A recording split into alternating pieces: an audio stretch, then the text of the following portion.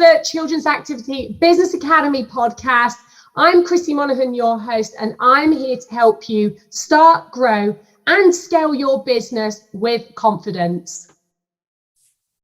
And in today's podcast, I'm really excited because I have the lovely Sophie here from Active Totz.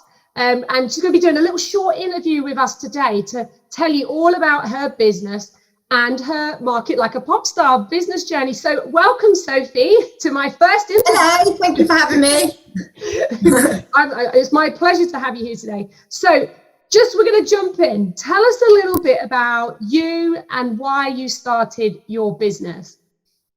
Okay, so obviously you've heard that my name's Sophie, and I joined Active Totz, which is a national franchise, but so I'm Active Totz Oxford, and I started this, my journey probably is 2 years ago now, but there was a year leading up to starting, and I properly launched in September 2021. So before that, I was a PE teacher, and I worked as a PE teacher for 10 years, latterly as like a head of girls sport. But going into lockdown in March 2020, I was pregnant, and I ended up spending quite a lot of lockdown at home because pregnant women had to stay at home. And then, I sort of over that time, I decided that perhaps I didn't want to go back to teaching. My daughter arrived in September 2020, and then I started looking for other things to do, which would still let me do some of my teaching and my sport, but maybe a little bit more flexible than my last job. So then I came across Active Totz, and I really liked their motto of fun, healthy and inclusive. And I thought, why not? May as well give it a go. So fast forward sort of like a year and a half, 2 years, here I am into my second year of delivering Active Totz sessions in Oxford. And I love it. With your sports background, obviously being a PE teacher for 10 years, is that what attracted you to the business? What made you dive in? Why did you choose a franchise over an independent business? So I have no business experience at all. And so whilst I really thought that I might be able to deliver sessions quite well, I didn't really have any of the other sort of knowledge as to how to run a business. I didn't know how to market. I didn't really know where I would start with a brand or a brand name.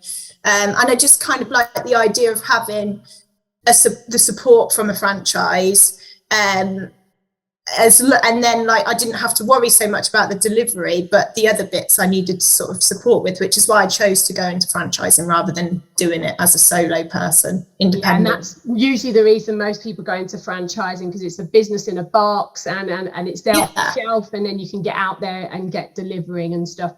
So obviously you must have started the business towards sort of the back end of lockdown, like if you had your little one, and then we were coming out of lockdown. We were in and out so many times up here in Scotland. I can't keep track. So what were the challenges that you faced initially when you were getting the business up and running? So I started my classes in September 2021, but I had I knew that I was going to do the franchise from January of that year. So I had 9 months sort of to prepare.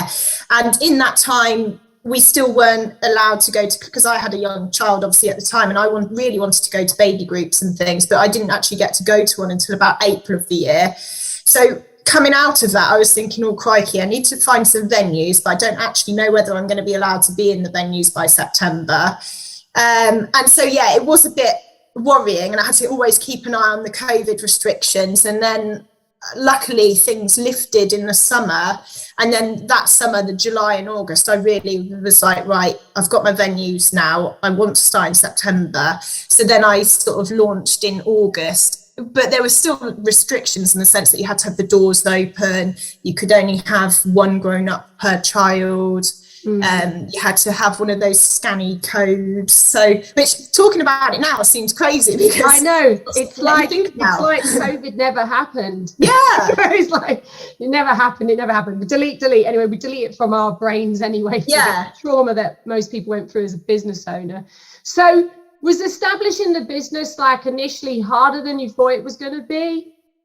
Yeah, I think it was. I mean, I knew that I didn't have any business experience, but I think that the hardest thing is to get people to know about you. And before I even started my business, I was considering coming off social media completely myself, you know, as a personal user. And then I had this thing faced with me in the sense that I knew that actually I was probably going to be wedded to Facebook and Instagram now for the rest of my life. So that was quite tricky, but even so, I still didn't know how to get the name out there. So yeah, I think it was quite tricky. I sort of started off with like posting in groups on Facebook, and luckily I did, I think I did 3 launch events in the August before I started, and I did manage to fill those places, which was amazing. But then it's the ongoing thing of afterwards and keeping the people engaged in you, and I want to sign up. So it is tricky getting off the ground, definitely. Yeah, I think most people would say about social media. I always was that as well. I never actually joined Facebook until I had my first child. Before that, I was never on Facebook or Instagram, any of those channels. But when you run a business, you have to be on social media. But what we try and do in the Market Like a Pop Star program, what I try and teach you guys is that you don't have to be physically online all the time if you have a system in place, which is one thing, because otherwise you end up down a rabbit hole like all day long. But it is what do they call it? You know, it's the necessary evil. You have to be on social media in order to obviously get your message out there. So how did you actually come across the Market Like a Pop Star 5-day challenge? So I was, when I sort of launched my business, I had heard about the Club Hub as a sort of platform Club Hub's brilliant.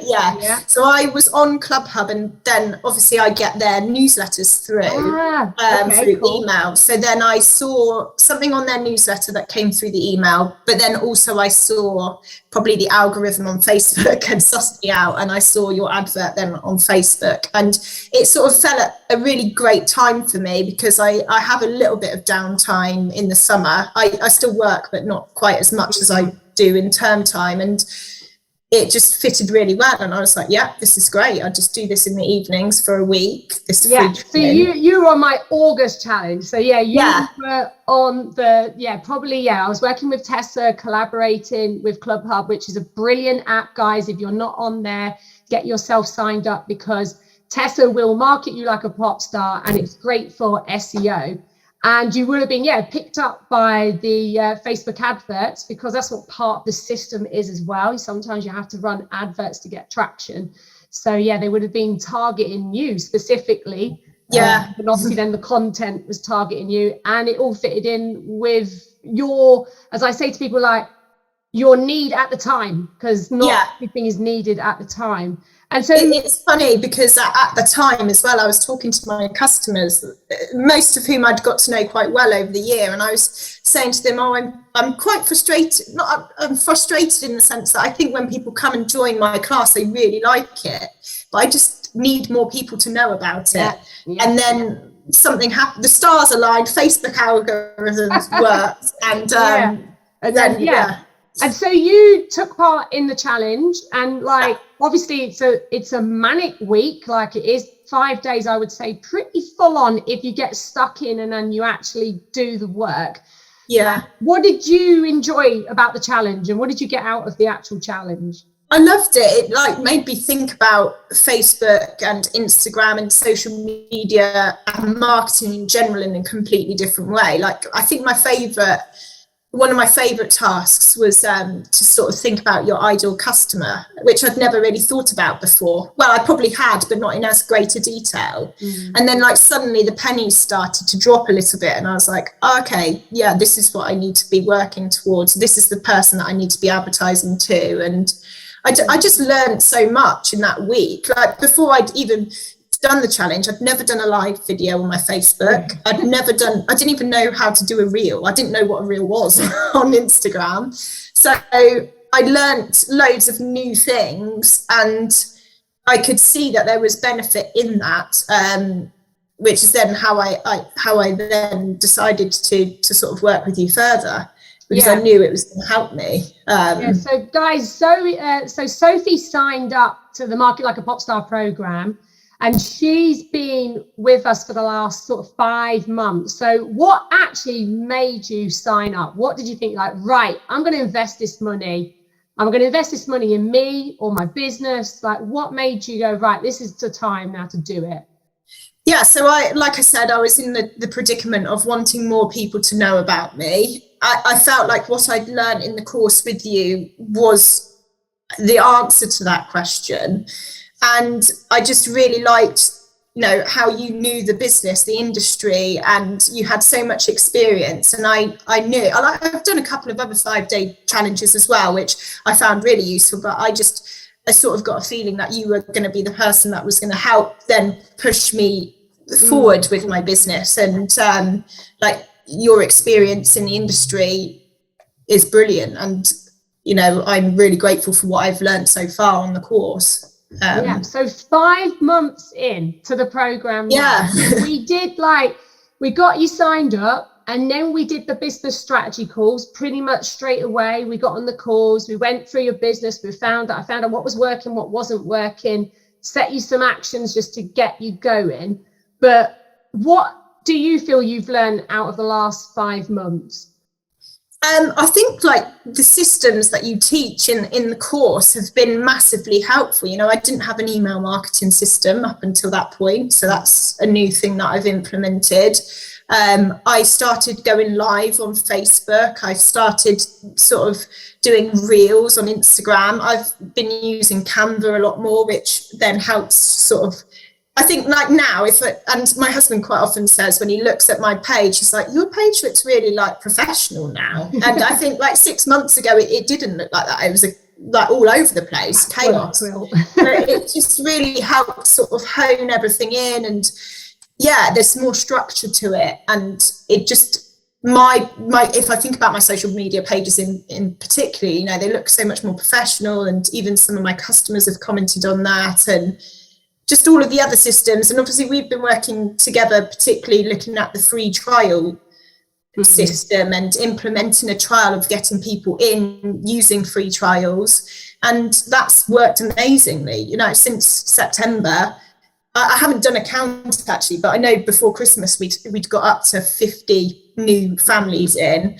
And this is my second week of term in January, and I had 16 last week, and I think I've got 8 this week. So the numbers are coming in, the free trials are coming in, and that's really great. If they all convert, or even if some of them convert, that's extra revenue and extra people. Yeah, definitely. So what actual difference has the program then made to your actual business, in terms of revenue, in terms of numbers, new locations? So I think before Christmas, I worked out that of those 50 people on a trial from September to December, I think we were at 68 or 70% of those converted, which then brought in an extra 1,500 for the term.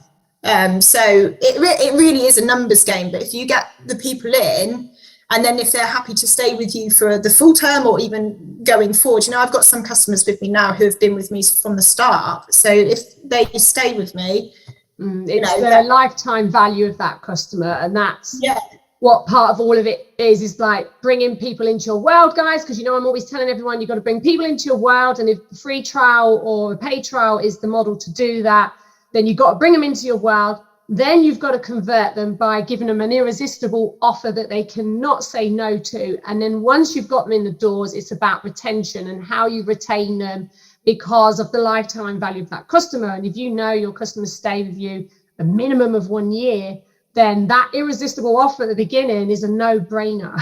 So I know we've done a lot of work on your offers, on the email marketing, on just the whole process of putting everything in place. And you definitely are seeing the benefits of the hard work you've put in over the last 5 months. I think when we started, we said that I was at the bottom of a mountain pushing a rock up a hill. Yeah. And I feel like now I'm sort of edging my way to the top. And it gets easier. Once you're up the top, it gets easier. And once you've got classes full and you've got a waiting list, it's just then a matter of keep inviting people to the waiting list, onto the classes till they're full. And then you go for sold out, then you stamp your authority down that you are the go-to provider for sport in this area.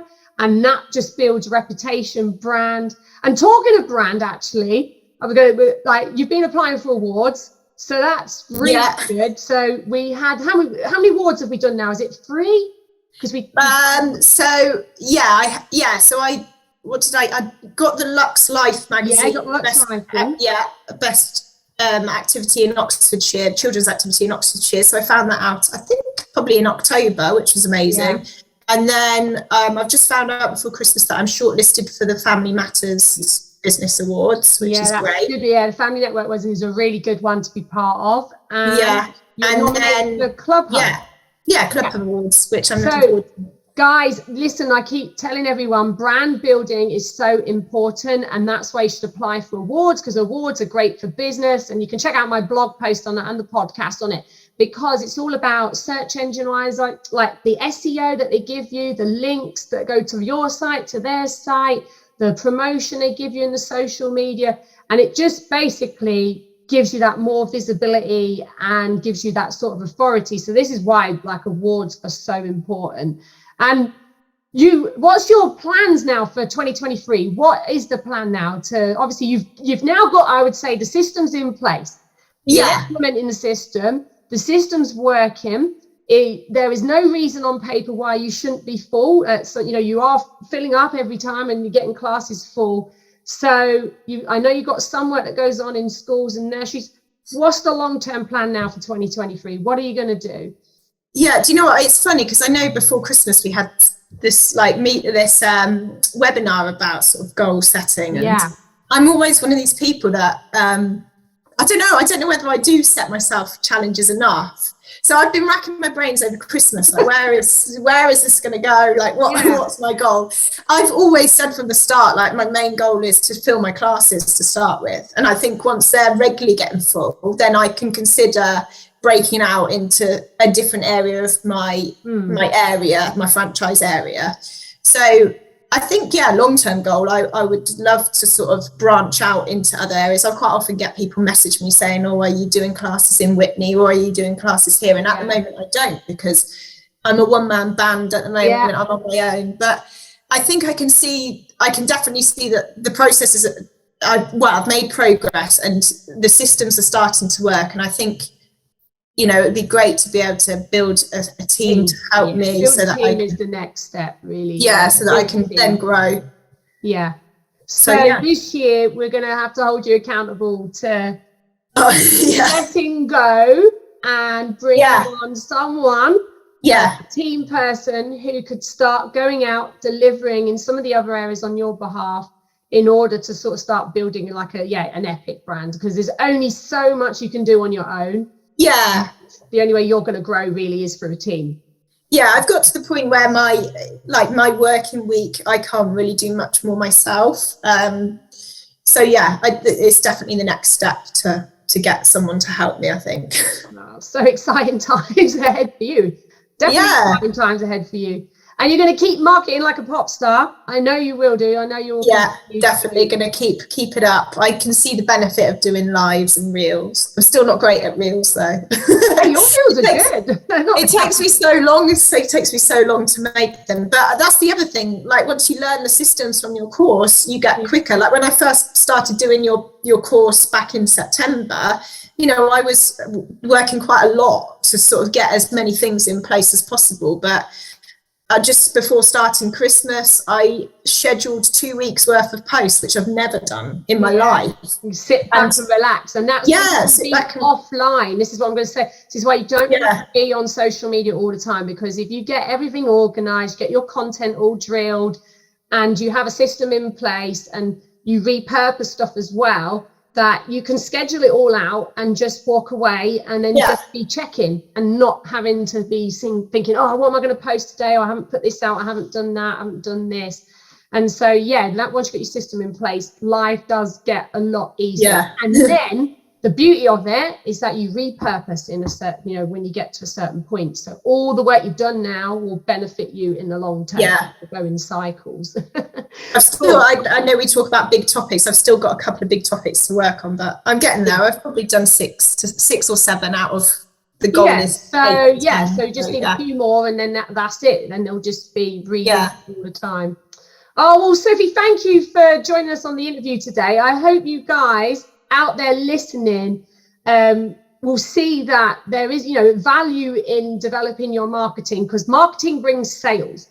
And you can't really sell if you don't have the marketing to attract the right people in the first place, which is why I always say, don't market to the world and the dog. You need to market to your ideal customer, the people that you want in your business. And then you need systems, processes, and procedures in place in order to bring them through your system, get them across the finish line, and then they become a paid person. And then you got to retain them. So it becomes a whole sort of, it's a bit like a big cog. Everything fits together and you've got to have it all spinning at the same time. So if you're watching this on my Facebook page, or you're listening on the podcast and you're thinking, what is the Market Like a Popstar program all about?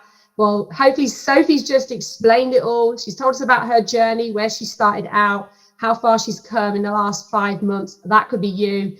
So hopefully I'll see you on the other side of the program. And Sophie, thank you so much for being here today. You're welcome. Thank you.